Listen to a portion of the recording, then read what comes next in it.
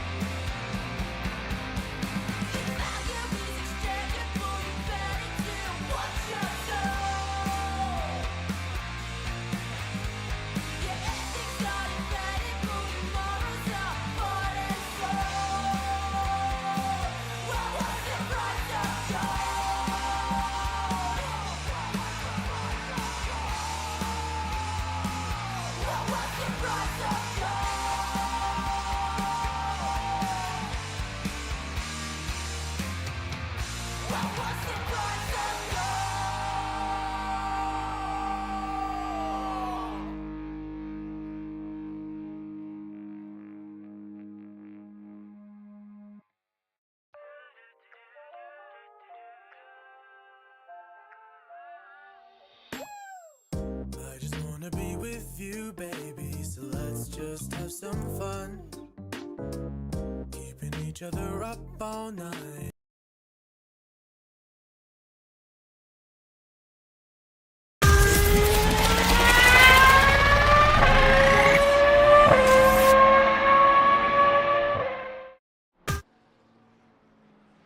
Alrighty, hello and welcome everybody to Fargone Racing once again, brought to you by Sensational TV. We are here for GT Challenge Season 19.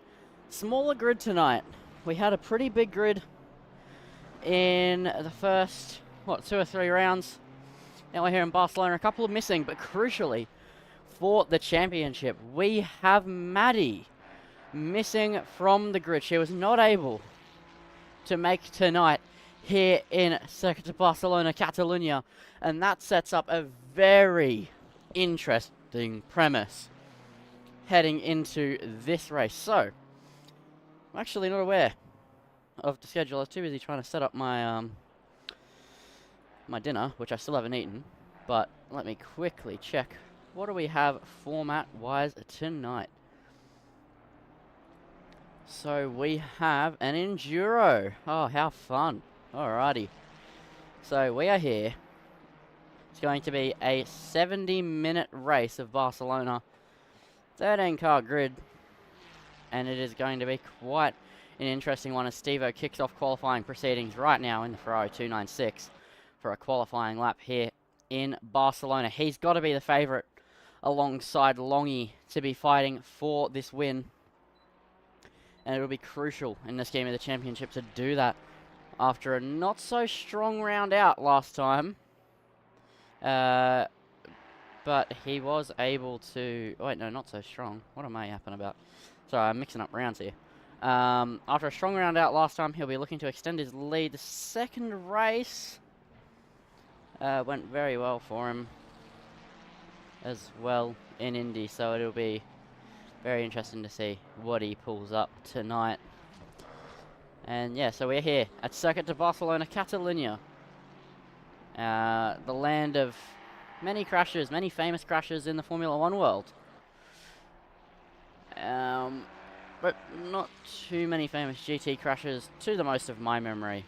But I'm obviously just a random idiot commentating over a league race at 9:30 on a Tuesday night before I go back to school. So, what do I know?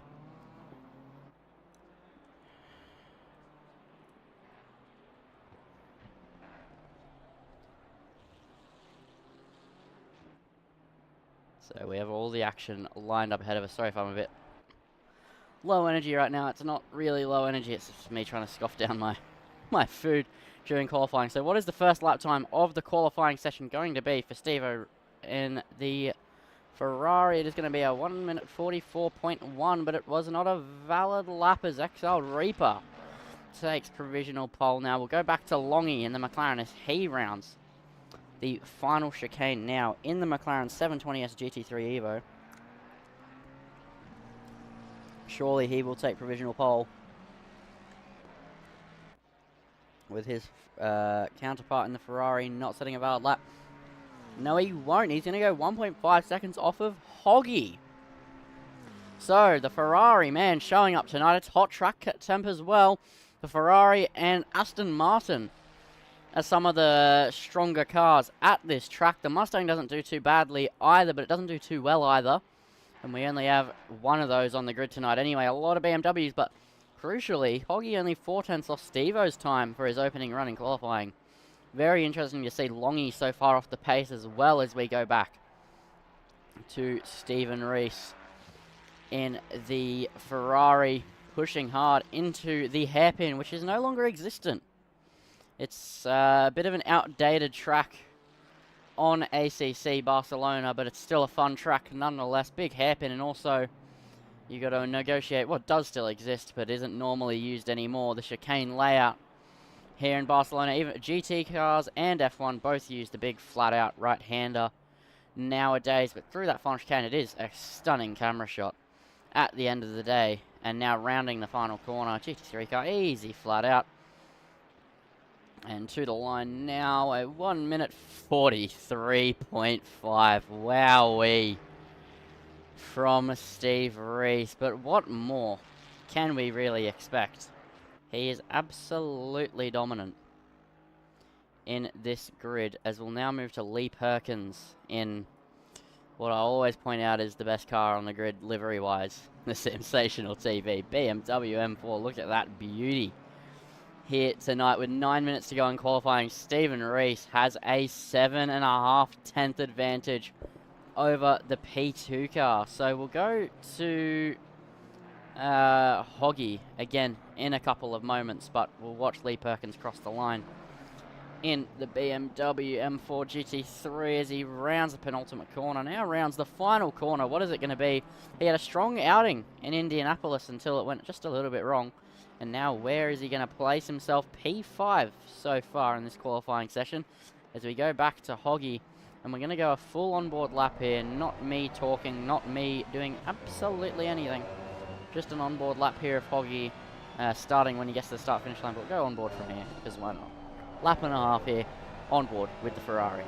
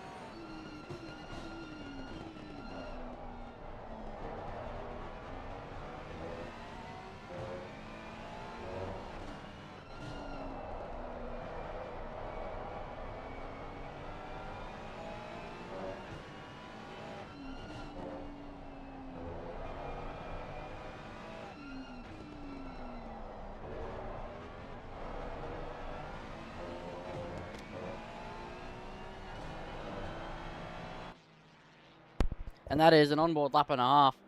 And there's a BMW stopped on the side of the track. So Hoggy 6/10 behind Stevo, who's deciding he wants to take a stop off in the pit lane. Have a bottle of water potentially before he goes back out, as he'll continue to push on. Longy slowing. He also wants to go back to the pits. Fresh tyres as well, critical at this circuit. There is quite high tyre wear. As also to mention, no, it's open strategy. There is also a 30% chance of rain in this session. So it is going to be quite a good round to watch if the rain does end up falling during the race. So Lee Perkins just pushing on here in the BMW. Turn one, a tricky one in GT cars with Longy and Stevo both sitting in the pit lane. Either they're going to come out very late because the tyres overheat, or they don't think they'll find a big improvement. As now we look to Dave Ross and the Mitre 10 Ford Mustang as he pushes around the track. Matty says, I vote rain. Why aren't you here, Matty? What have you done? Did you injure your wrist or something? Because I'm dying. I'm missing the on-track rivalry already with you and Stevo, even though you've only been gone like 13 minutes, not even. As Dave Ross continues to push through now. And just a little bit wide there for Dave Ross as he just tries to tip this heavy Mustang. No, Matty on the grid tonight. Stevo should have to drink and drive to make it interesting. What, pull his best Spa performance from the round I wasn't there last season? That could be pretty funny, to be fair. Yeah, that could be pretty entertaining, but Stevo is still currently dominating out in the lead in this qualifying session, setting up what looks to be like it's going to be a sweep of a round in the Ferrari as Longy is back out on the track as well in the McLaren 720S. I'm not sure if this is a push lap or the out lap. I'd hazard a guess and say it is an out lap. Shame Mustang is good here. Yeah, it was fast, says Stevo. So Stevo, can you take up Tasha's suggestion? Because this is going to be quite a walkaway performance from you if it isn't. Challenge accepted. There we go. Alrighty. It's on. It is absolutely on. Stevo, drink driving. Let's get it.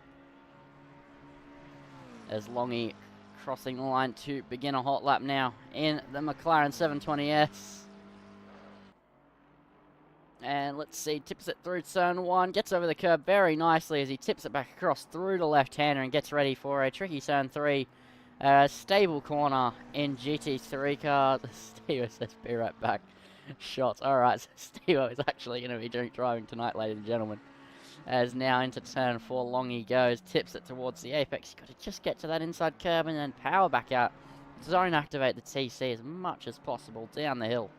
And then heavy on the brakes into the hairpin downhill on camber, so it's not too tricky. The car just hooks in and you end up going right around it like a roller coaster. And then into this fast left, very tricky, big curb on the inside as well, and you don't want to hit that sausage curb as well.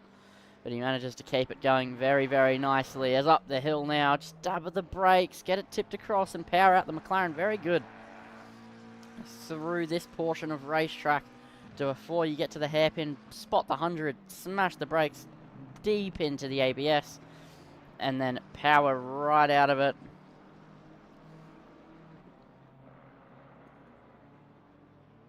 Yeah, as there's Stevo not planning on pitting, so that strategy wouldn't work. I'd imagine so. 70 minutes is going to be a push, Stevo.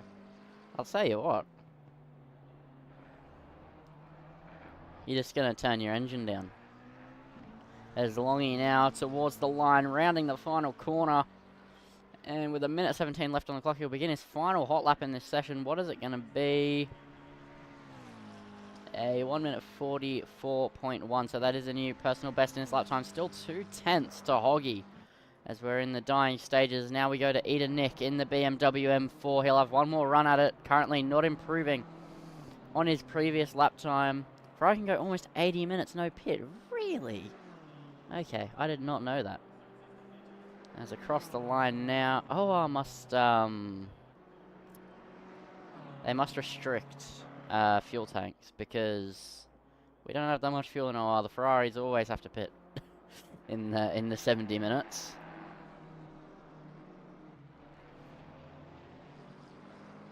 As we go to, actually, let's stay with Nick. What am I doing?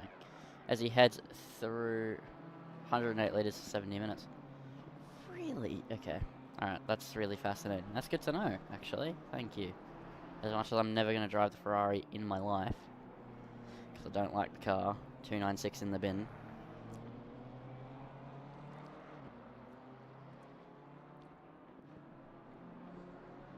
Nick. Pushing up. If you're wondering, I know I already said it, but I don't think there's viewers at the time. Steve Maddie, if you're wondering why I'm not energetic at all, it's because I've had dinner sitting here for like the past 30 minutes and I can't really eat it.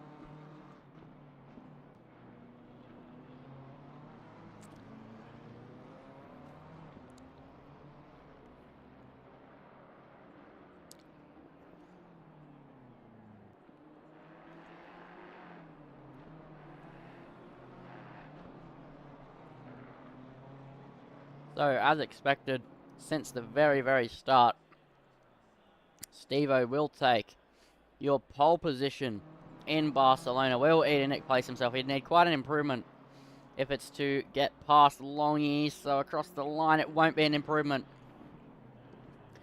for the BMW. So Steve-O takes it by 0.6 of a second from Hoggy, a dominant pole position.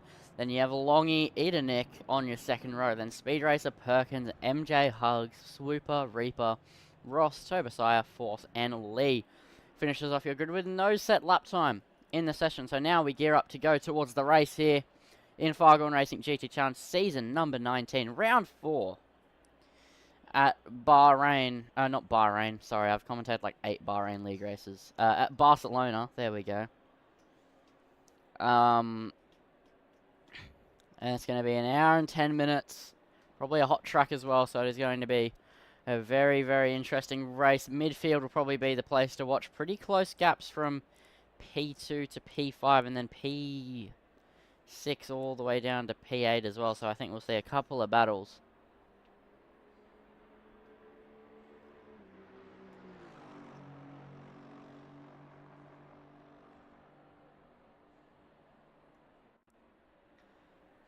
So now we get ready to kick off the racing proceedings. So Steve-O, also, as well as the drink driving challenge, I reckon, to make this really entertaining for everybody, you should drop to the back off the start and try go last first. You got 70 minutes to do it, mate. Come on, get with it. I reckon that could make this pretty interesting. Just follow Steve-O most of the race.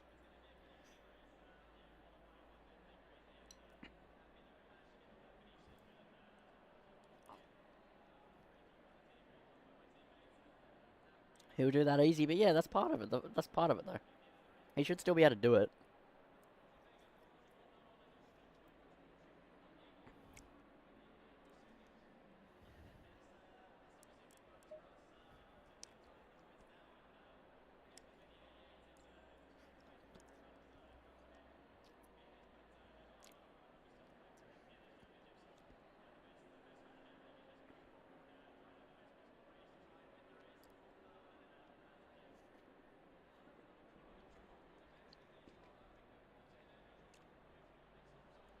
There's a minute 20 until we get ready to go racing here.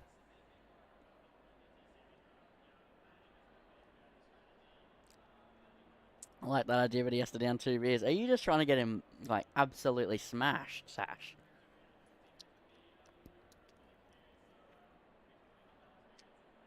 You're trying to kill the man. Watch that McLaren launch. Okay, will do.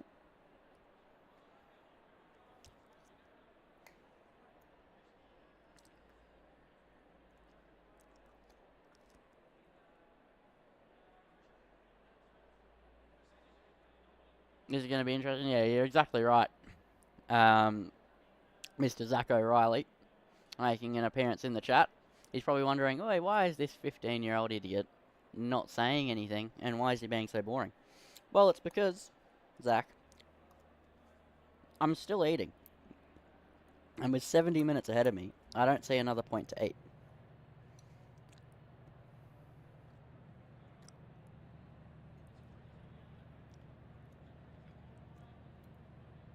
So I'm trying to down every piece of chicken I can before we get going.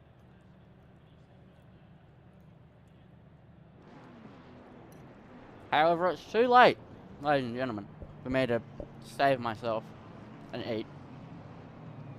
Because here we go. Doing the 1 sector dash to get ready to go racing here in Circuit de Barcelona, Catalonia. 70 minutes ahead of us. It's Steve-O and Hoggy alongside each other in the front row. Apparently been told to watch for Longy on the start, as well as the McLaren does get a good launch. So the green flags ready to fly. The green lights ready to illuminate as we get ready for 70 minutes of racing action ahead of us. And it's green flags and we're underway for racing here in Fargone GT Challenge Season 19 at Barcelona. And already they're nearly 3 wide down towards turn 1. They go Steve-O on the inside and Longy on the middle. There's also Hoggy trying it the long way round, and that is going to be Longy down the inside, taking the P2 place as well here off the start. Trying to hold on. Eden Nick as well got a reasonable getaway, as that was nearly contact between Speed Racer and Lee Perkins as they head through turn 3. Already the pressure being put on, as well as Biggie trying to put the pressure onto the BMW of Exiled Reaper as well at the back of this P7 fight here that goes all the way down to the back. The race starts, so the train hasn't had a chance to elongate yet, but it will in a couple laps time. So if you want to make moves and you want to defend, you've got to make it now. You have 70 minutes ahead of you, but honestly, when you're in a train like this, being able to defend puts you in a great position for 70 minutes. So through the first lap we still go. Steve-O is already pulling a gap. He's nearly got a second over Longy, so this is going to be an absolutely fantastic P2 fight between Hoggy and Longy. We know that Hoggy was quicker in the qualifying session, but can he hold that race pace? The track is a little bit cooler, but only by a degree as they head through the hairpin now. Hoggy is going to be all over the back of Longy as they come towards the end of this lap, so it is going to be all eyes to these two as they continue to fight away. So first lap nearly complete. They've still got a chicane to negotiate though. A very tricky chicane. The sausage curbs are not to be meddled with here in Spain. Otherwise, you will find yourself with the consequences as they round the final corner now to begin the second lap of this Grand Prix.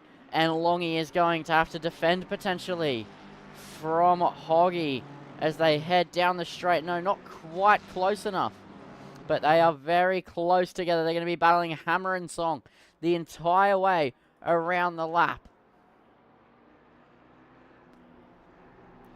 as they continue to battle through turn 3. Not quite close enough to go for a move yet at this stage, but it definitely will heat up as they continue to just follow each other through the first sector. Not too much battling going on up and down the grid at this rate, so not too much wheel-to-wheel action here on the opening laps in Fargone at the moment, as Swooper was pretty close behind MJ a couple of moments ago, but the battle to look at actually might be right here as Exiled Reaper's going side by side nearly with MJ as they head through the entry of the left-right complex, and already a little bit wide there from the BMW. The Aston's going to show the nose as they head up the hill. It's a risky place to go wheel to wheel. Then Aston isn't able to get it done, but Reaper's wide and they're going to go side by side. The Aston gets through MJ, through on Reaper as they head into the braking zone. Easy as you'd like there for MJ to get the move done as they head towards the third sector now. And just a couple too many mistakes there from the BMW, potentially not liking Spain too much at the moment. As back up further towards the top 5, this is the battle for 5th place. It's Lee Perkins versus Speed Racer, so it's Aston Martin versus BMW. Both front engine cars, one's an inline 6, one is a V8, as they push now down the straight. Continuing now, not close enough to battle, but nose to tail they will stay. If it stays as it is right now, as Longy so close to being under pressure from Hoggy, but not enough to get a nose in. That Ferrari doesn't quite have the straight line speed potentially that it needs, and that McLaren is pretty slow in a straight line, but also maybe a wing difference because the Ferrari also isn't slow either, and they're kind of just matching each other out at the moment, as we'll now go into the cockpit camera of Hoggy as he begins to chase Longy through the middle sector. Not too much battling going on up and down the field, so now we'll have an onboard lap here on the third lap of the race with the Ferrari.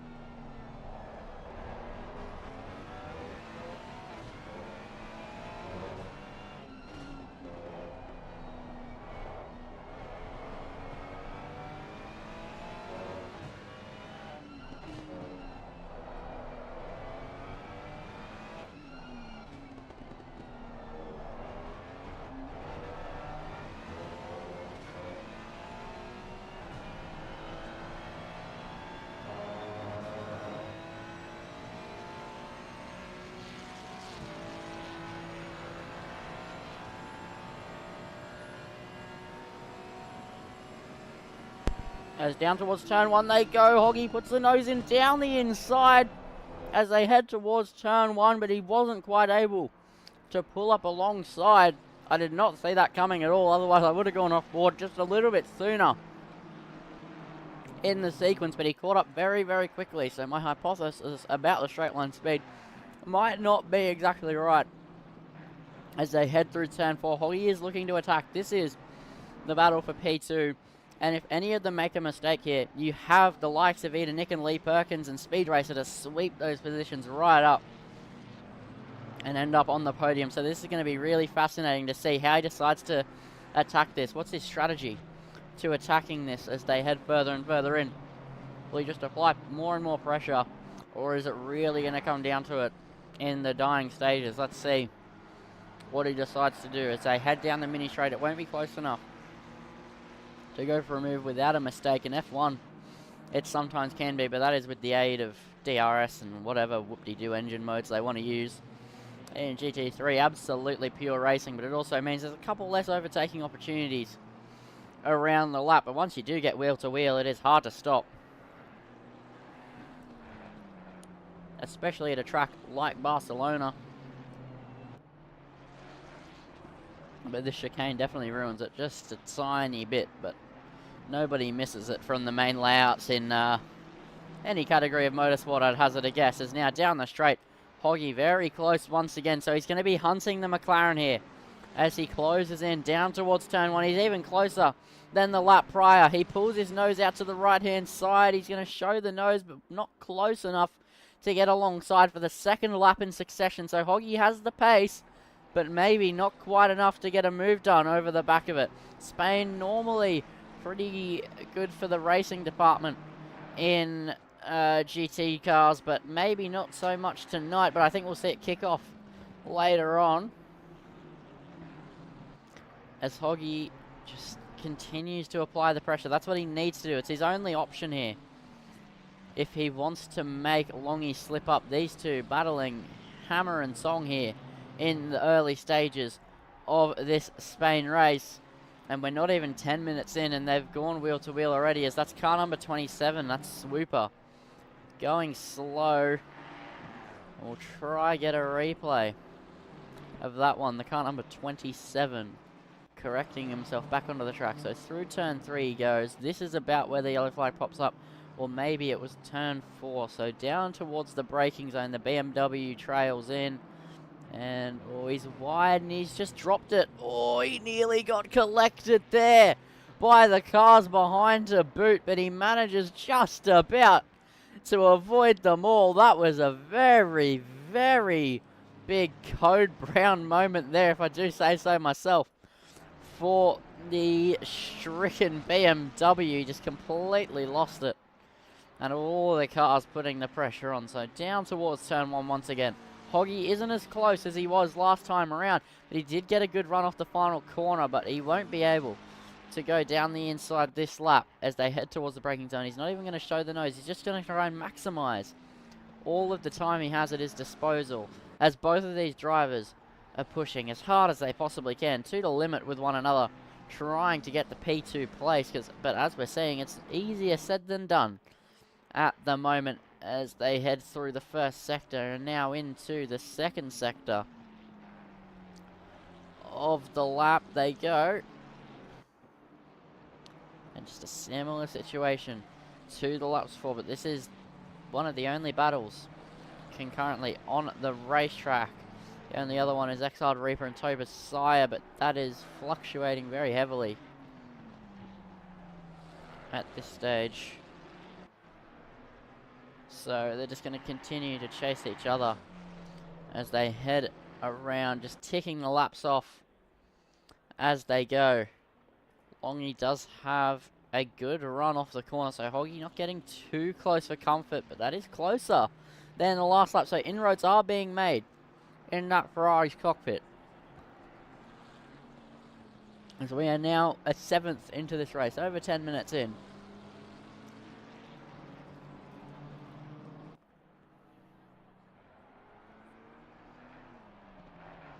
And between these two, it's very hard to call what will happen next. Does Hoggy get a good run around the final corner? No, he does not. But he is closer than he was on the lap before, so will he put the pressure on as they cross the line now? 1 minute 45.0 for Longy on the last lap, but no, once again, the Ferrari not closing in enough to try and go for a move. Meanwhile, Steve-O ran away up the road, currently a 44.3 fastest lap. These two have 44.9s and a 45.0, so he's over 7/10 a lap clear on the drivers that he's around at this moment. He's absolutely booked it, 4.5 seconds up the road and expanding as well. So we'll see if he dumps enough alcohol into his system by the end of the race to have potentially a spin. That could definitely make it pretty interesting.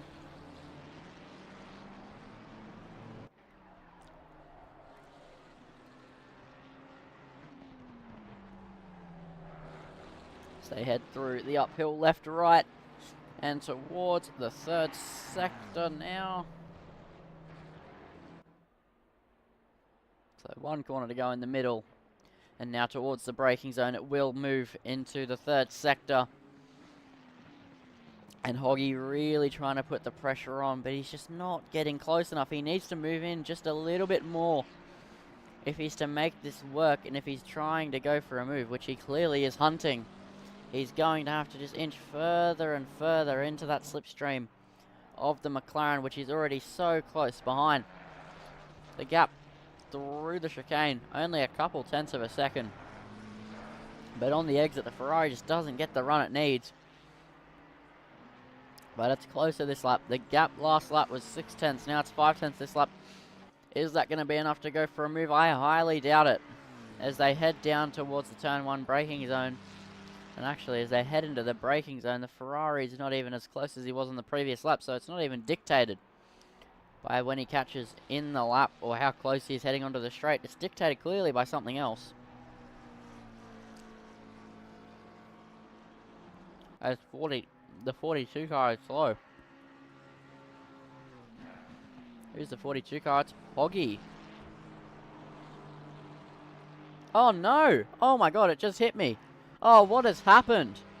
So that's crucial. That means the closest on-track battle has fallen away from us. So through turn 1, 2, and 3, it only just hit me what that meant. He's just dropped it on the exit. Oh no!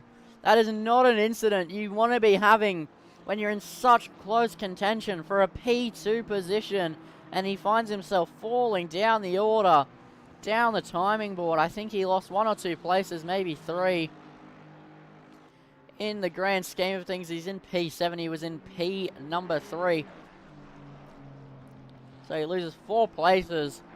And that is absolute devastation for Hoggy. But now we're definitely going to stay with him, because he's going to be on a comeback charge. He's got 2.1 seconds to Hugs, then 3.1 seconds to Speed Racer, then another 1.9 to Perkins as well. So it is going to be very difficult to find himself attacking.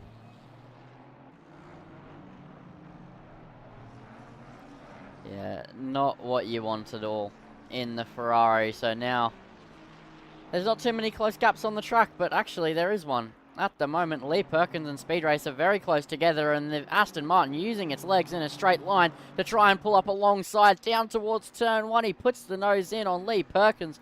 Not sure how these two ended up back together after separating very, very quickly, but it is a very nice battle between the two front-engine cars, and they'll continue to battle away. These two have had a little bit of on-track action together last time out as well in Indianapolis, so absolutely loving it right now as they head through turn 4. As Steve-O saying, tyre grip dropping hard. Speed has been in form. Yeah, I'd agree with that one, Matty. That's 100% true. He's been a lot better this season. And I'm sure Mustang would be crying. Yeah. Steve-O also taking his chances messaging down the straight. We said drink and drive. We never said anything about texting and driving, alright? Like as if that's any better. He's probably fallen asleep listening to the comms, honestly. There's not really much going on. It's a bit hard to say much, but these two are about to make sparks fly, I'm sure. As they head through the third sector, the Aston Martin has the legs.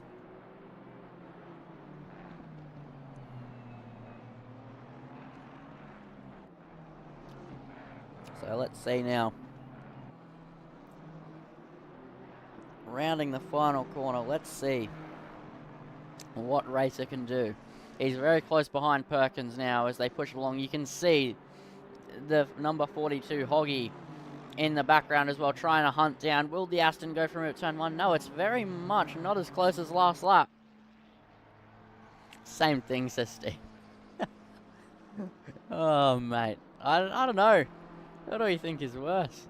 Drinking, driving, or texting and driving, or both in combination normally work like Steve-O's doing as well. I think they're both pretty bad. I think it depends on how much alcohol you've had as to which is worse, though. But, also sleep deprivation as well, but I doubt Steve-O's sleep deprived, but I don't know what's going on, so.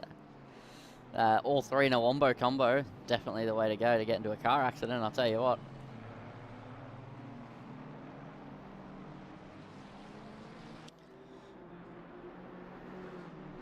So,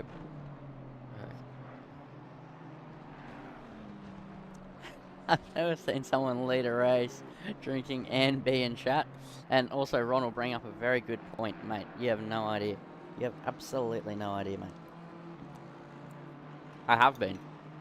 I definitely have been. I'm not close to done yet. There's still a couple of big bits of chicken, but I'm getting close.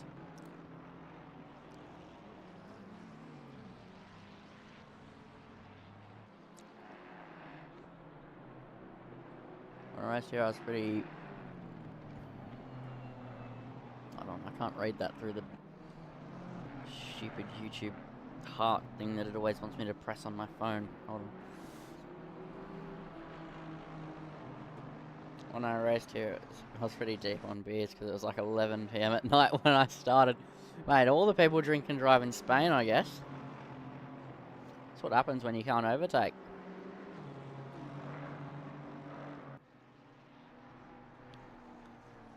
I mean, I'm eating and commentating. And I'll tell you what, you want to know who's the legend of drinking and commentating? The two main men at Simsational, bloody Zach O'Reilly and Christopher Monroe. They are always having a bit of the red cordial, I'll tell you what. They're absolute legends at the craft. Meanwhile, I can't even have a sip of water without it being overly obvious. NZ time versus Oz time sucks. I mean, for a league racing capacity, yes, but I mean, it's late for us as well. Like, it's 10, 11 PM right now. It's not, I mean, it's not late, I guess, but it's not early.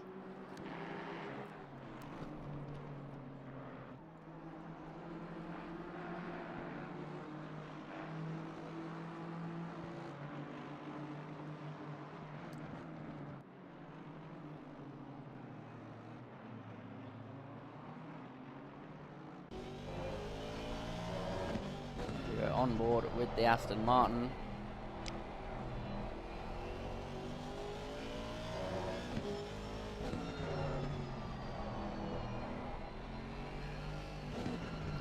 They're saying I'll show you some welcome man Naptic. We were giving people some pancake recipes while commentating an esports event on Race Room. Ha! Absolutely love it. As Speed Racer and Perkins are separating at this point, the gap is 0.6 of a second at this moment.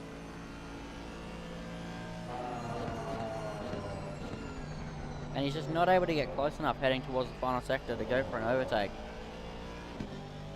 And Speed Racer on good form recently, but not good enough it seems, as he's really struggling to stay with Perkins, who's also on amazing form this season. The BMW just brings him alive, it seems.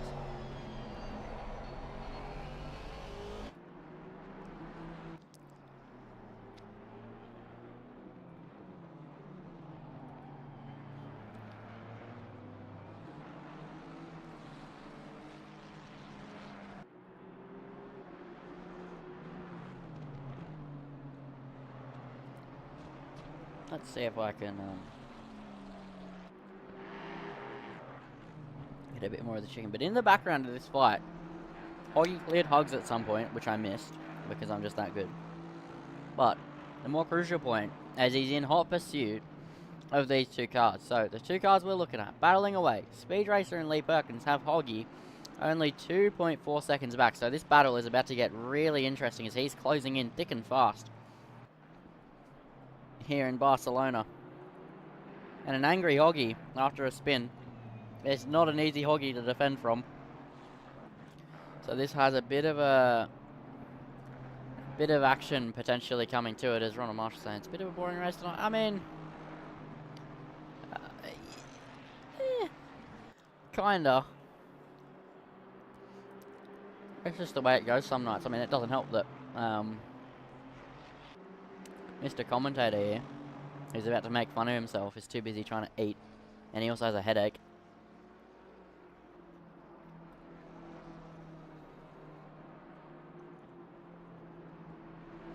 As Matty makes a good point, the gap between Steve and Longy is not changing. You are right, it is slightly, but it's lingering around that 5-second mark a bit. So either Steve-O's not pushing too hard because he's too busy texting and driving, or here's the big one, or he's getting too drunk to pull away. Well, let's take our bets, ladies and gentlemen. Alright, put it in chat. Is he getting too drunk to push too hard? Is he conserving fuel? Or is he texting and driving, which is the reason why he can't pull away? Let's take your bets. Or is it all three?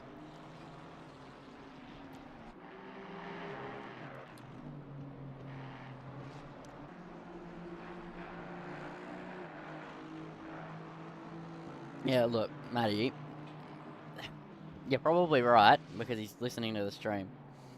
But let's just hope not. I'm not even going to say it out loud. Hopefully he doesn't even realise that you've said that.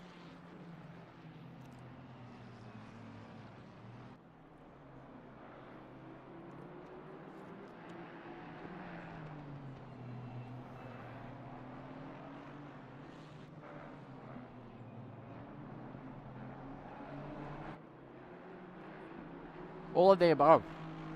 The man himself says. Yeah, I'd agree. Honestly, just looking at it. I mean, you're the driver behind the wheel, obviously. You know exactly what's going on, mate. I can just tell from the lap times. Mate, you gotta get a move on, mate. Only 5 seconds. Like, what is this blasphemy? You pulled 5 seconds in 5 laps and then you stopped, mate.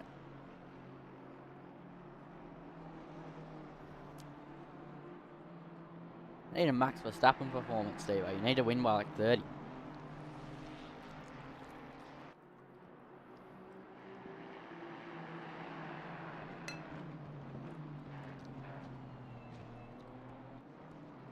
As many saying grid slow blamed out Azumi's Mustang. I mean, Azumi's Mustang does look pretty good.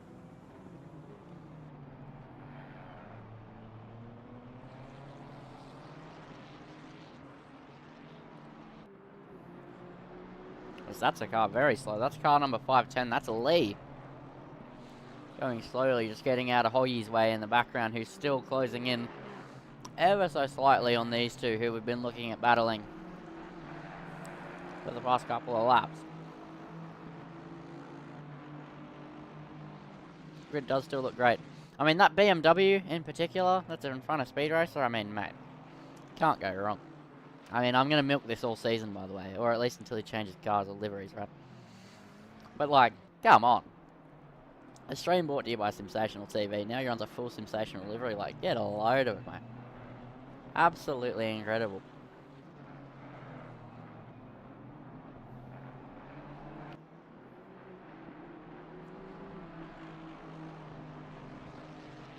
Tyres a frag, says Stevo. Yeah, well, you are dropping back. Longy is closing in. I mean, by a couple of tenths of lap, so it might take a while to close 5 seconds. And it could happen.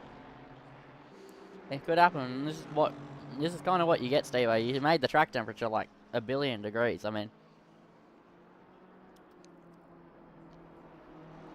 Spain kills tyres as is. I mean, the only league race I've done around here was in the Aston, and it was like 48 degree track temp.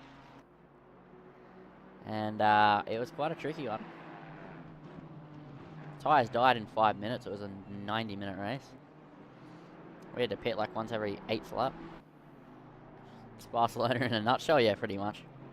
Oh, Speed Racer thought about showing the nose down the inside of Lee Perkins. Just overshot it just a little bit. And now Hoggy has arrived on the scene. He's within 1 second as they head towards the braking zone, but it's only just, so he will be attacking soon enough. But he does face a similar problem to what he faced with Longy when he was trying to overtake him.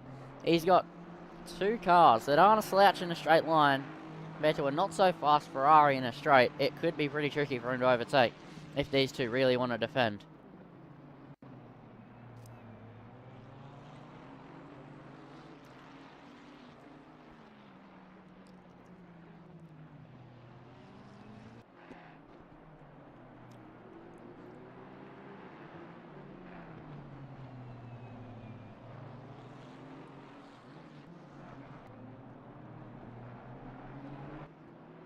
There's still 43.5 minutes to go in the race, so there's plenty of time for action to kick off soon enough. And now Longy is on the back of Speed Racer, and then Speed Racer's on the back of Lee Perkins, as we've seen the past couple of laps now. As they head down towards turn 1, nobody's going to be close enough for a move, and then they'll go back to single file proceedings in a couple of moments' time as they head through the first sector. As Maddie basically saying, yeah, DRS train. I mean, if you watch the broadcast of the Rapid Racing League tier number 1 just a couple of 2 hours ago at Monza, it's pretty much the same thing, but just this is the DRS train without the DRS. It's pretty interesting.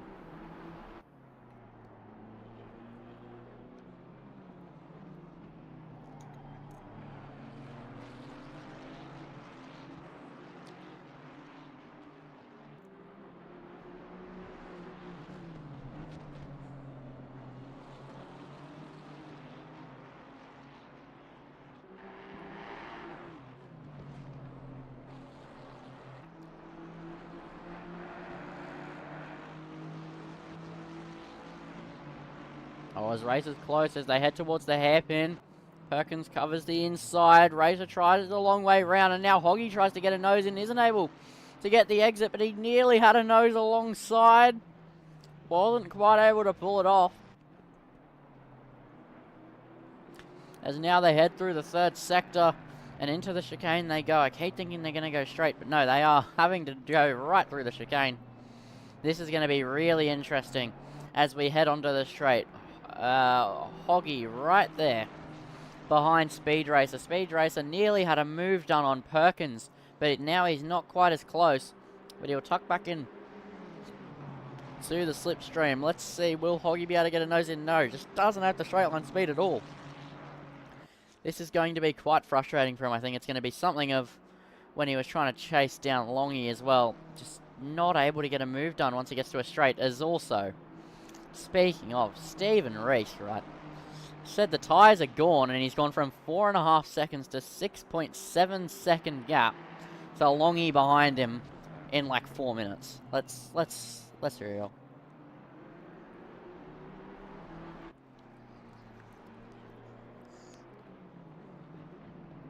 Maddie, you should. You should do the 12-hour. I'm commentating. I was meant to race it.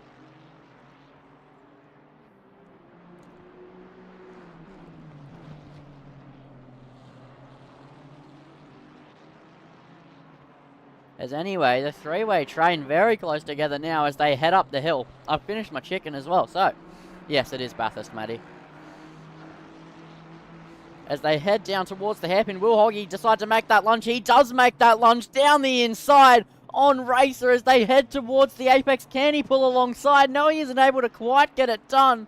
And not able to get the move done is Hoggy, but that's the first sign of life we've seen in his race since the spin.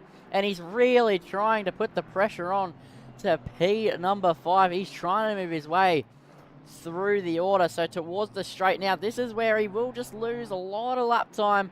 Not really be able to overtake, but then we wait patiently looking at them as they head through the first sector. The third sector seems to be a happy hunting ground for Hoggy as they head through into the hairpin. That seems to be the spot he wants to take. Speed Racer, interestingly, not taking the super aggressive entry line like the other two are taking. He's just carrying a consistent pace here in Barcelona. It's really working for him as they head through the first sector. As Matty says, lame, it's always Bathurst. But that's because Bathurst is amazing. What else are you meant to do? Not drive Bathurst? Let's be real. Let's be real here. I mean, I was going to drive the Mustang for the first time to take part in the event, and my teammate pulled out. I was absolutely fuming. I nearly did a 1:59 for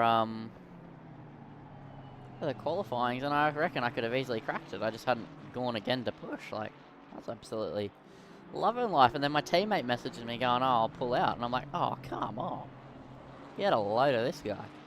Now I'm teammateless, so I'm just going to commentate the whole race. But anyway, stop the rambling. We're back at that portion of the track once more. So, Racer in hot pursuit of Perkins, who's made a mistake. He gets tapped in the back, and now Hoggy finds his way through round the outside of Racer, and now he's going to try it on Perkins as well as they head through the hairpin.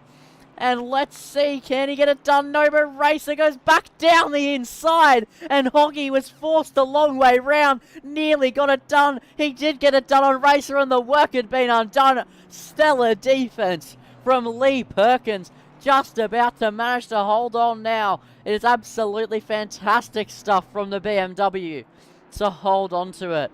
And Perkins continuing to lead this train away in this battle for the P4 place. So this is really heating up now, and this allowed him some breathing room as well to Racer behind, as we'll now go a cockpit lap with Hoggy, at least until we get to a point where he's going to try and attack. Let's just look at what he's doing behind these two. When he tries to tries to push in, he's doing absolutely everything he has at his disposal to try and get this one done.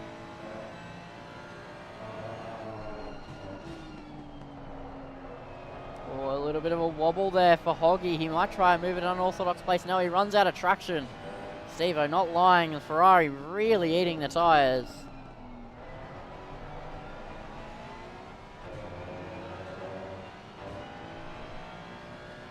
As they head through the middle sector. Struggling to stay with at the moment is Hoggy. Well, he's not struggling to stay with, but he's struggling to attack at this point. The tyres really eating themselves when they head through the lap. Just even you could see he nearly had the run on Racer, who also sticking the nose down the inside of Lee Perkins at the moment.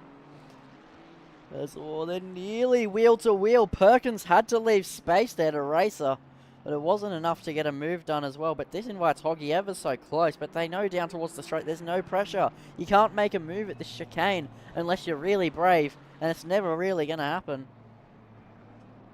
here in Catalonia. And then onto the straight they go. The V8 and the inline 6 just pull away, as that is an Aston Martin into the pit lane. So he doesn't even have to overtake the Aston. Now he's got free reign to chase the BMW M4. And Perkins next up on his list to overtake. Wasn't able to overtake Racer or Perkins just yet. But Racer comes into the lane anyway. Just not putting enough fuel in the car, I'd reckon. And it is a struggle to make 70 minutes in the Aston if you're not careful. And I think that Racer's just about realised that as we approach the halfway mark with 35 minutes remaining in a 70-minute race. We are nearly halfway through here. In 45 seconds we will be. And it was a bit of a slow start, but then after about 25 minutes, this three-way battle ensued. It's been kicking off ever since then, but Steve-O's completely checked out. 8.8 seconds up the road as Hoggy really trying to put the pressure on. Overtaking BMW might not be as hard as trying to overtake an Aston, which just has incredible acceleration. But we'll find out in a couple of moments' time as they head into the end of the second sector through the uphill chicane. Just flick it left, transfer it through the right, and get ready. He has a run. He's poking the nose in, and Perkins is having to leave space for the Ferrari. It compromises the BMW's exit as well, but he taps the grass. Longy making a mistake at a critical moment. Again, he's really struggling to put the pressure on to other drivers at this stage. It's not working for him just yet, and as they head now through the third sector, he's going to have to go back, stay back, single file, and go again next lap with 35 minutes just under remaining in this race in Barcelona.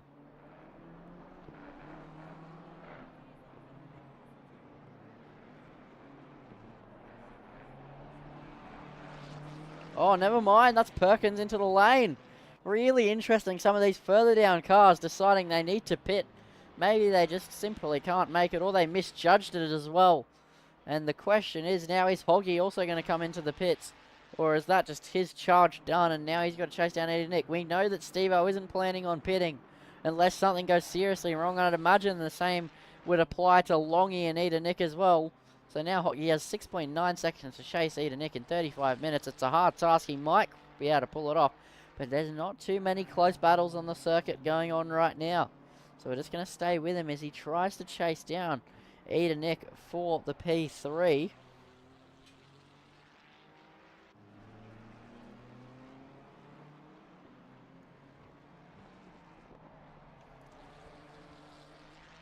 As the gap from Steve-O to Longy is over 9 seconds, and the gap from Eda Nick to Longy is over 9 seconds. So the top three pretty stagnant, all things considered at the moment, and not too much going on track battling wise. The closest battle on track is MJ and Biggie as they push on. So we're going to do an onboard lap here, lap and a half, with Biggie as they continue to push.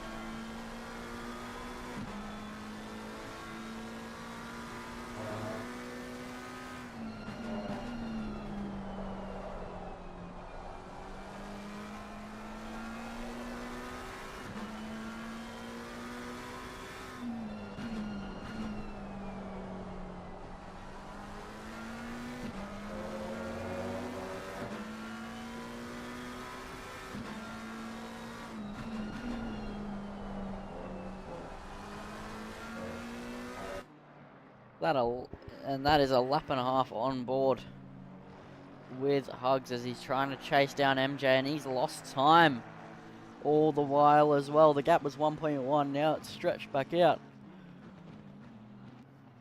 Well, it was 1.4, and according to my thing it's 1.4, but 1.2 seconds according to in-game as they head through the sector split with 31 minutes remaining. As Force and Exiled Reaper are close together now on the racing surface, so this could be a little battle waiting to happen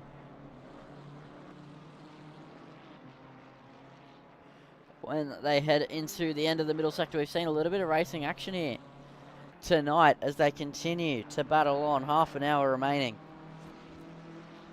in this race, but we'll see. No, not close enough yet is Force.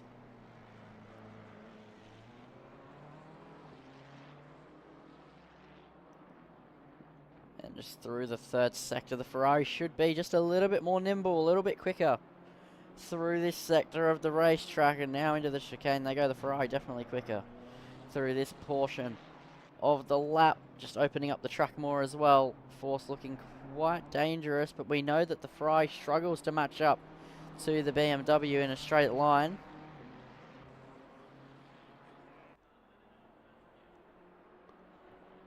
Let's see if that stays true here in the midfield battle towards the back of the pack. We know that setups do vary just a little bit in ACC, but not much. I mean, Catalunya always has a pretty solid wing, but who knows?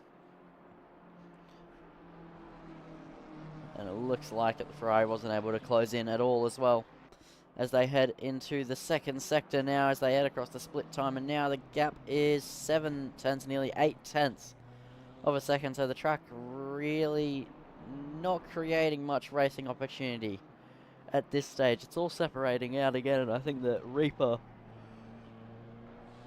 is just a little bit quicker. As Steve was saying, Battle of the Brothers. Are these two brothers? Are these two? Do I have another brother combo that I commentate over? That'd be insane.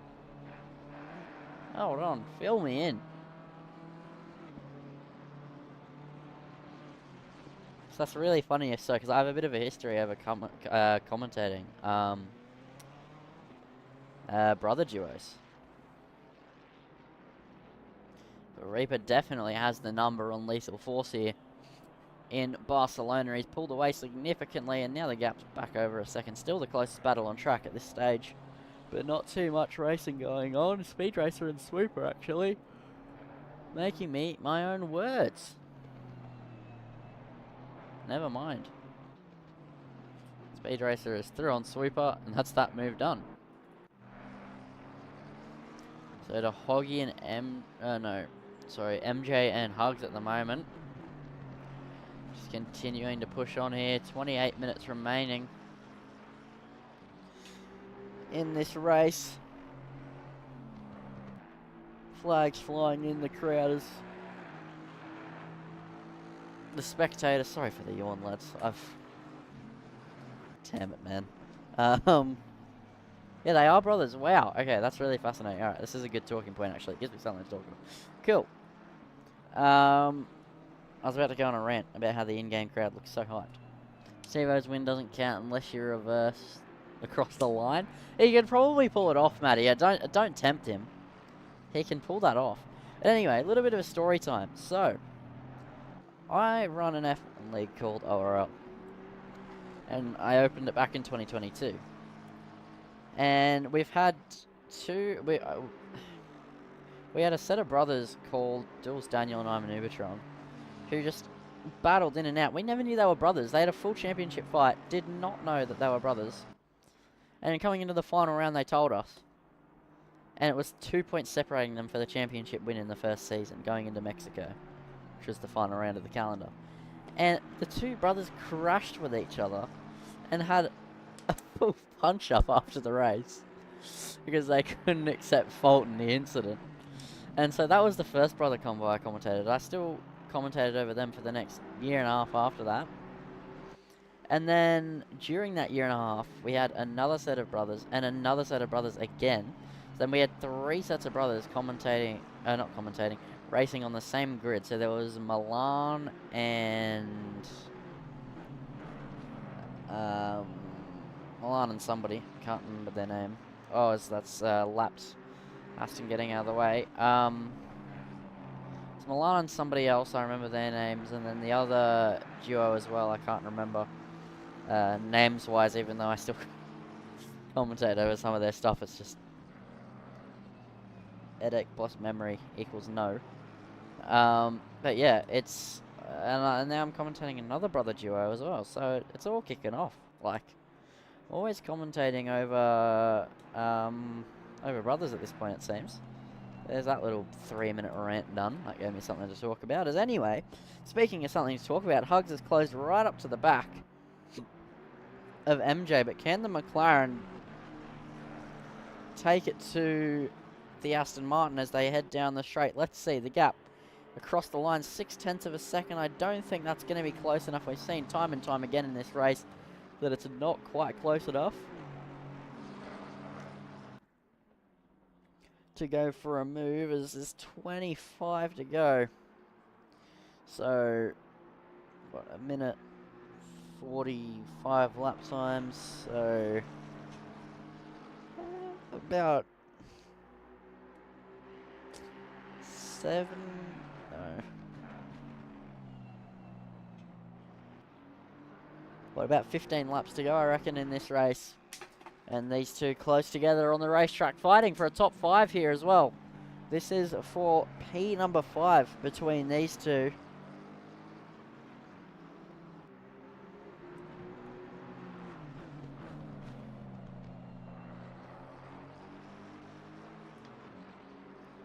As they'll battle away here as they head up through the hill.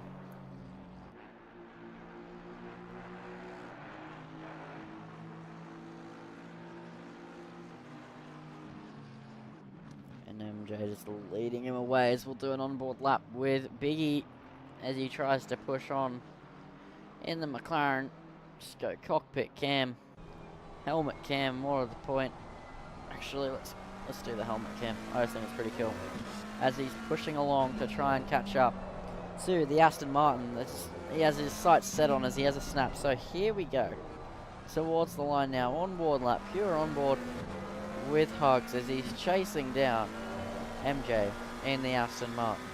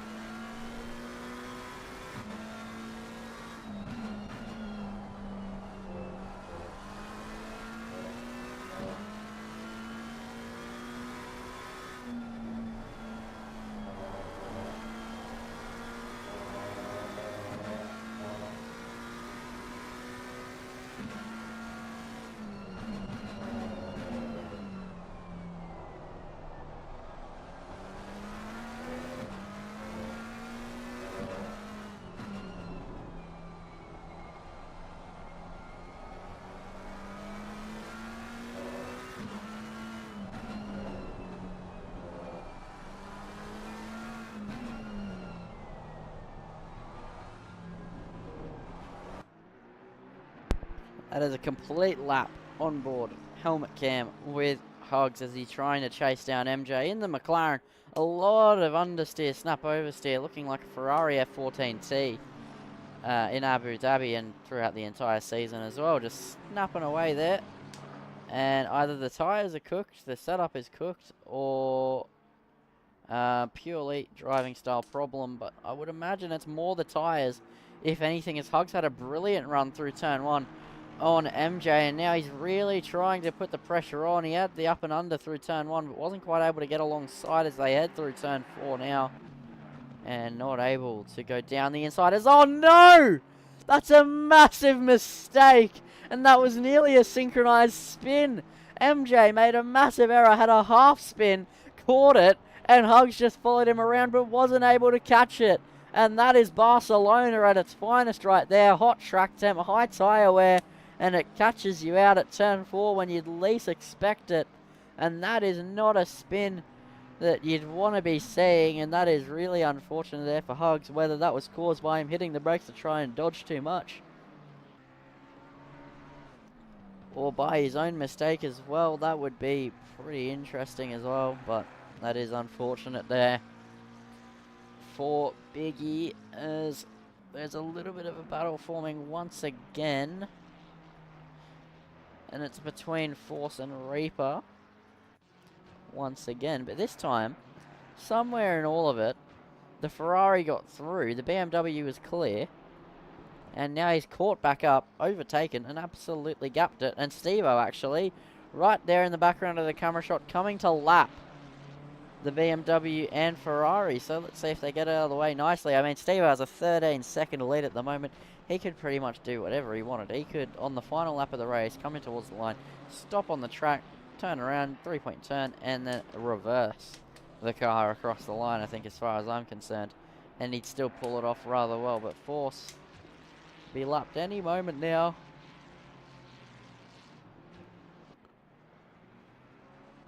As Reaper has been lapped. 19.5 minutes to go here in Barcelona. And maybe not the track to host an enduro at, I guess. It's not putting on too much of a show at the moment. Not a bad race whatsoever as well. A couple of three-car battles.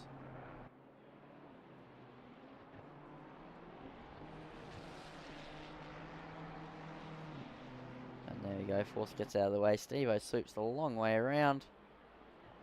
Force is just going to try to lose as little time as possible here.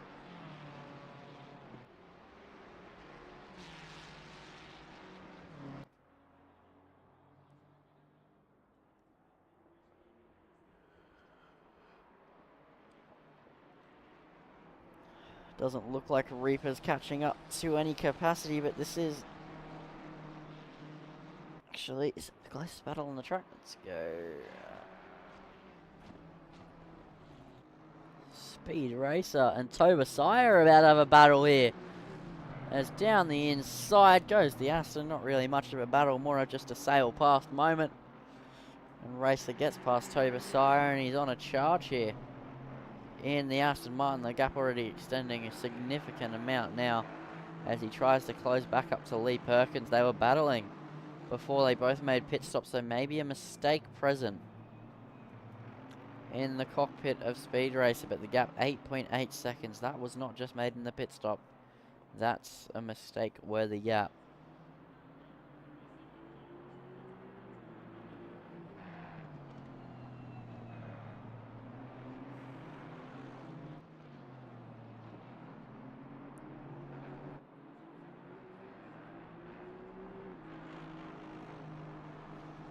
As they round the final corner to begin lap 29.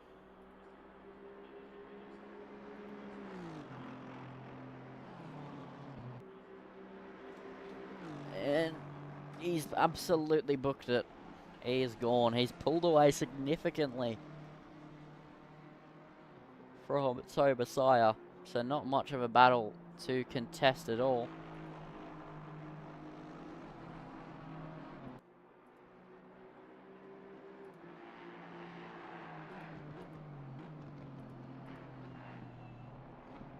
And he's absolutely pulled away, which for him would be very, very good to see.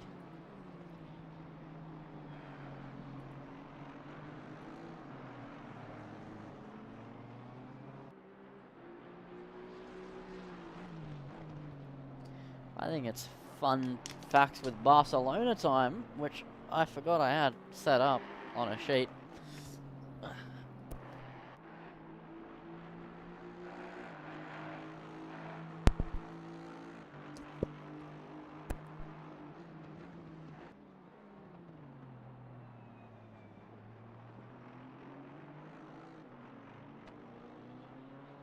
So, Circuit de Barcelona, Catalunya. It is a 4.657 kilometer lap in Barcelona. Would you ever guess it? In the Catalonia region. And it has, obviously, as an F1 track, an FIA Grade 1 license with a capacity of 140,700 people. It has 16 corners with this layout that we're on today. It broke ground on the 24th of February 1989 and opened on the 10th of September 1991. So, very much not a new venue, but it's not old by any stretch of the imagination.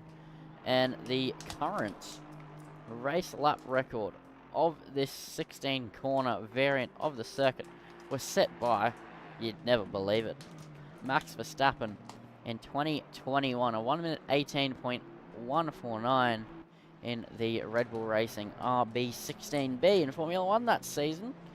And then GT car records, hold on. I did have a sheet, but I also then lost it, so I just opened up Wikipedia. So, ignore me. So, the current GT3 lap record has been absolutely crushed tonight by a country mile. So, it was set by Joe Osborne in the McLaren 720S GT3 in the 2022 Barcelona International GT Open. 1 minute 45.129. So, not bad at all.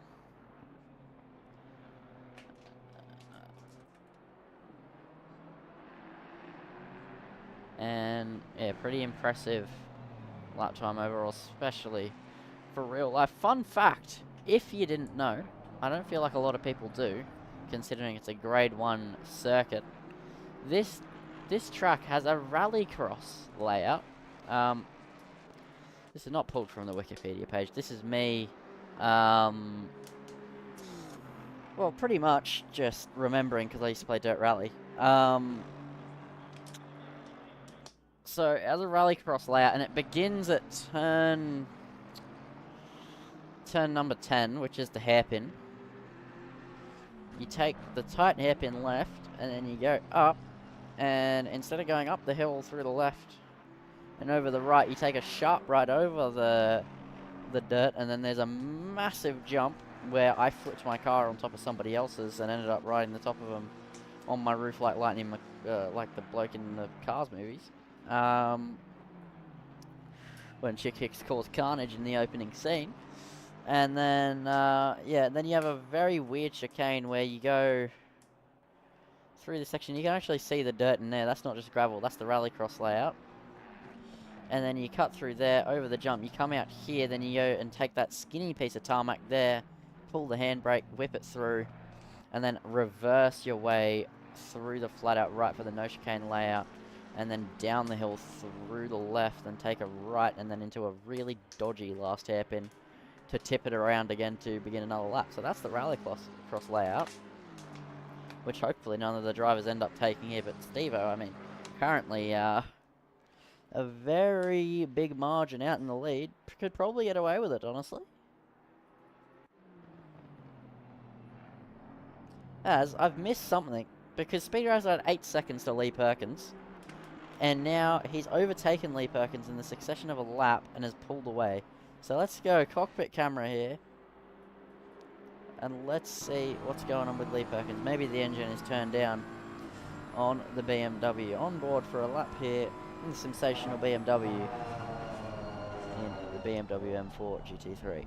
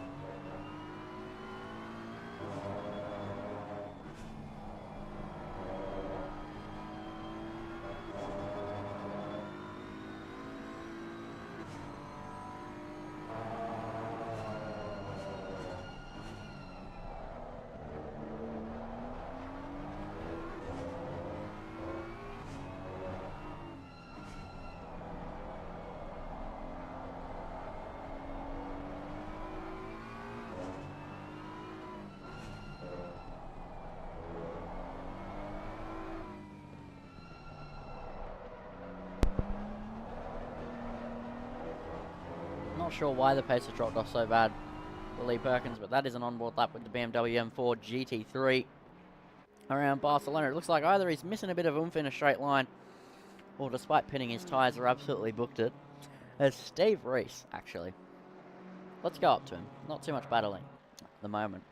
He has a 20-second lead.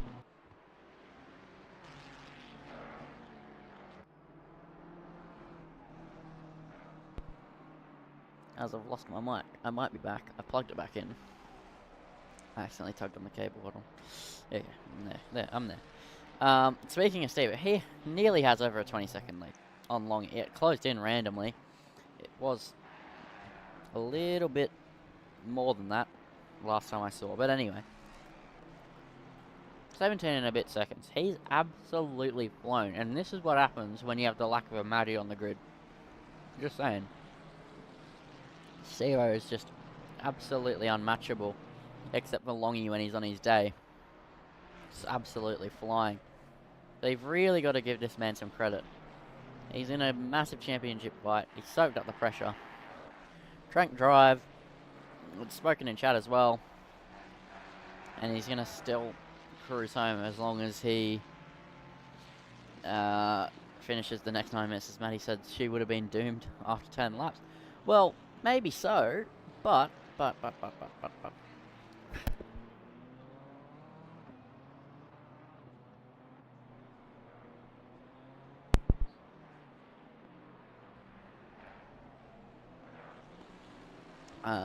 he's absolutely flying. But you probably wouldn't have been 17.8 seconds back, I'd say.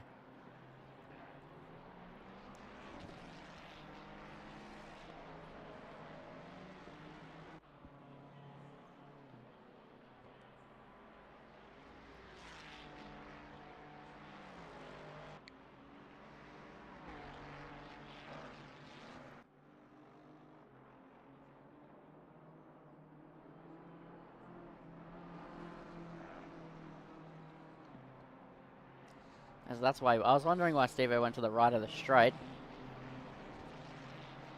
It is indeed because he was typing in chat. Interested to see how much tread is left on my right rear. That is a good question.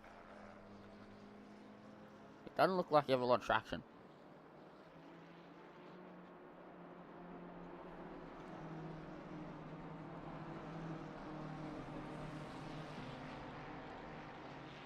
But something to see here, very crucial, and I didn't expect it honestly, so he surprised me.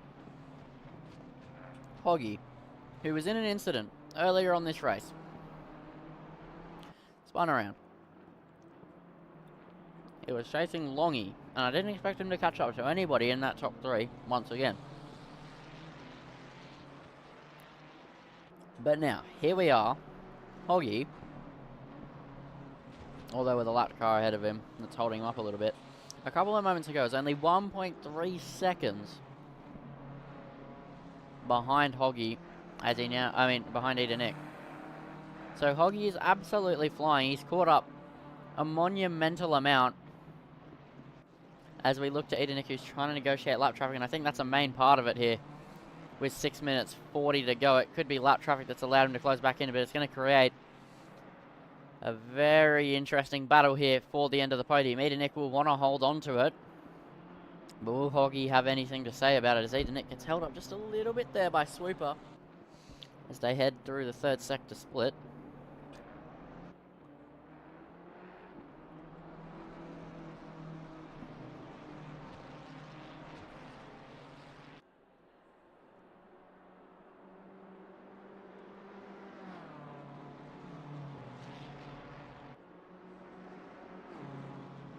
So let's go on board with Hoggy here in Catalonia. And we'll get the proper onboard going as well. Won't just do a cockpit cam. Onboard, we'll get that up. And a lap of Barcelona ahead of you now. Onboard, Ferrari 296 as he chases down the P3 car.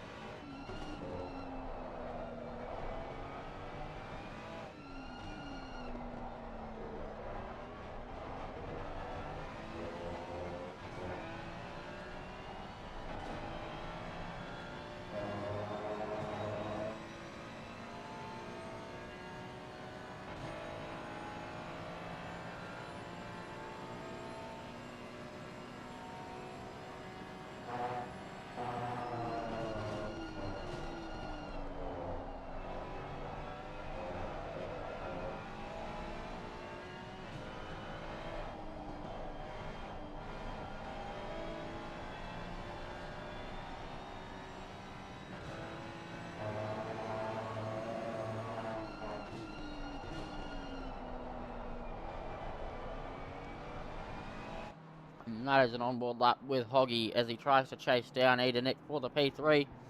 Was sliding around a lot. The rears are really gone on the Ferrari, as we've heard Steve-O complaining about as well. It's making it really hard to push, and getting a move done will be very difficult with the rears not underneath him, as a lot of the moves he would try and make in a BMW would be under traction.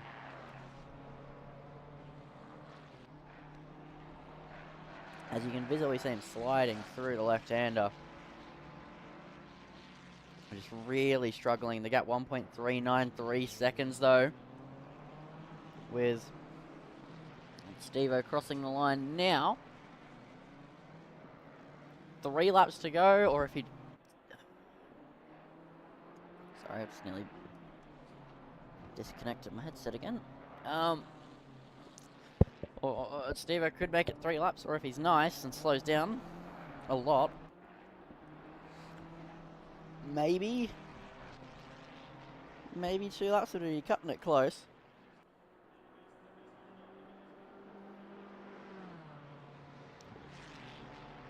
Steve-O said, I'll die internal. No, it will be... Yeah, to be really close. I think Steve would only actually have to hold up a few seconds to 3 minutes, minute 40. Yeah, no, it should be okay to only be 2 more laps. So, if I'm right, this is the penultimate lap of the race here in Barcelona. In fact, yes, it will be the penultimate lap in Barcelona. So, Hoggy still trying to close in, but I don't think it'll be enough. But we'll go to Steve-O. He's drove an absolutely dominant performance. And you know what we're going to do? We're going to see if he does the no TC thing on the last lap. We're going to go cockpit camera. I won't shut up this time and just do a pure onboard, because I actually want to see if he goes for it. You can't see if he has TC on or off, but it'll be pretty obvious. So, as he rounds through the final chicane, there'll be one last push for Steve-O, 19 seconds ahead of Longy as he goes for 1 lap of Catalunya. And he's making adjustments. He very well could be turning the TC off here. So, final lap of the race. A dominant drive from Steve-O. Hopefully the no CC doesn't throw it away if that's what he's decided to do. I think he has. So down towards turn 1. Spot the 100. Brake at it. And he says it's off. Okay. Alrighty. That is all we needed to know. So let's see. Second gear. It's not looking too slidey at the moment. Through turn 3. Definitely very conservative. Longy closing in just a little bit, but nothing to be concerned about. Now turn 4, dive it in, second gear, get it through. This is a hard traction corner. Look at how slow he is on the throttle on the bottom of your screen as well. And just being super safe with the throttle as he heads through the hairpin now. The footwork really on display, really planted it out of the hairpin. And now up through into the middle sector and through the fast left right. This is where I'd struggle the most with the no TC. It's a really tricky corner at the best of times, and then get the foot down. Oh, very on the limit there for Steve-O. And it looks like he's got it all settled. There's only 1 sector to go. It's not a hard sector on the throttle either. Oh, never mind. Maybe I stand corrected. Big snap there for Steve-O. But as he heads through the final sector, he got pole by a dominant margin in the qualifying session, and he's driven away ever since. He went stagnant on lap time for a while. Longy was within 5 seconds, but then he just put the burners on, and he's won by nearly 18 seconds. It would have been 20 had he kept the TC on. He rounds the final corner in Catalunya, and he's going to come around, and he's going to slow down, because is he going to do the reversing? He is. He's going to reverse across the line in Barcelona to take the race win in fashion. Winning the race, reversing across the line, take a bow. He gets a DSQ for reversing. But that'll obviously be undone, as it was after he crossed the line. Steve-O takes the win from Longy, then Eda Nick, then Hoggy. Winning in style does Steve-O. Pole position, leading every single lap of the race, and the fastest lap. It's a grand slam with Steve-O taking it home. An impressive drive from Stephen Reese as we just wait for everybody to get to the line.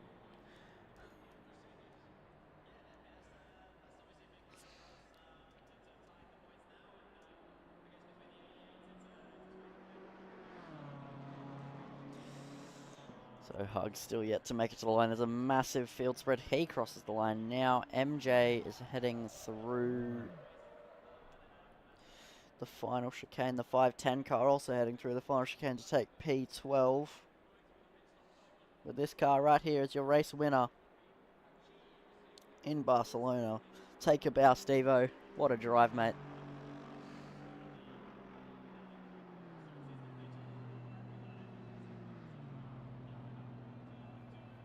So just Tobasaya yet to cross the line. In the car 47. It's interesting. Where is Tobasaya? Where's the 47 car? Okay, yeah, over there. 48 is apparently well off the road. But kept a reasonable pace through the gravel, I must say. But anyway, 47 heading through the final sector now. Might even get timed out if they're not careful. Taking too long to get to the line, perhaps. So the 47 heads through the final chicane now, and I'll read out your final order. Obviously excluding Steve-O's DSQ. So rounding the final corner now comes Tobasaya in the car 47 BMW M4 GT3. Across the line, take the position. So your winner is Stephen Reese. Then Longy gets P2, Eden Nick, Hoggy, Hugs, MJ, Racer, Tobasaya, Perkins, Swooper, Force, Exiled Reaper, Dave Ross, Lee, and not Reese because he actually won the race. So that is your race result here in Barcelona to top off the round. Thank you for watching. Sorry for the lackluster commentary. A bit of a headache and also trying to eat in the first half of the race. So apologies for that one, but we will be back next week.